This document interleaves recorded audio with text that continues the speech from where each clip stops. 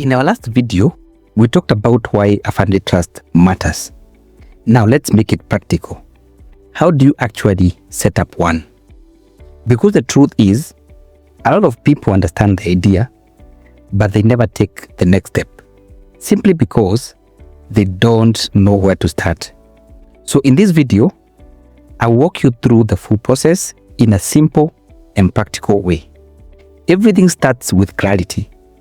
Before you set up a family trust, you need to be very clear on your intention. Are you trying to protect your children, avoid succession court processes, secure specific properties, or build something that lasts across generations? Because the structure of your trust will always follow your goal. Once that is clear, the next step is to identify the key people involved. First, you have yourself, the settler. You are the one creating the trust and transferring your assets into it. Then you have the beneficiaries, the people you want to protect or provide for. And finally, the trustee. This is very important because the trustee is the one who will manage the trust and make decisions based on the rules you have set. So choosing the right trustee is not something you want to rush. Now, let's talk about the assets. You need to decide what exactly you want to place inside the trust. This could be your home, land, rental properties or commercial properties, investments like shares and bonds, a business, or even cash. And here's something important to understand.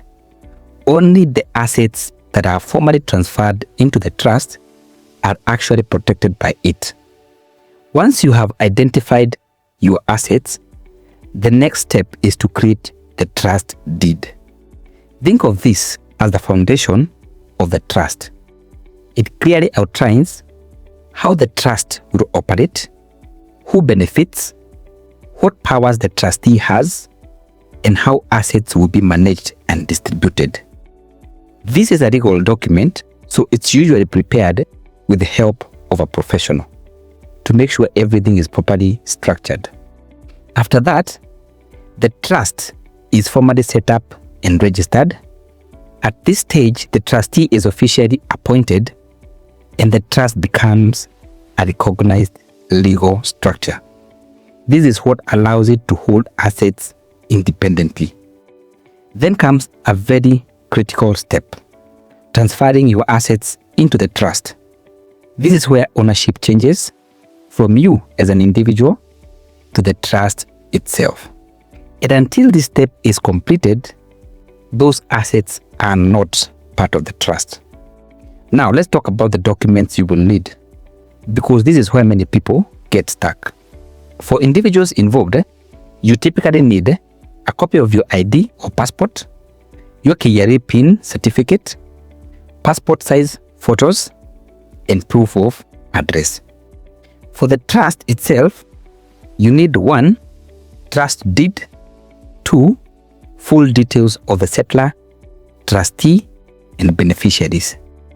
And depending on the assets you are transferring, title deed for the property, investment or share certificates, or business registration documents where necessary. Having this ready makes the entire process faster and smoother. In terms of timelines, setting up a family trust can take anywhere from a few days to a few weeks, depending on how complex the structure is.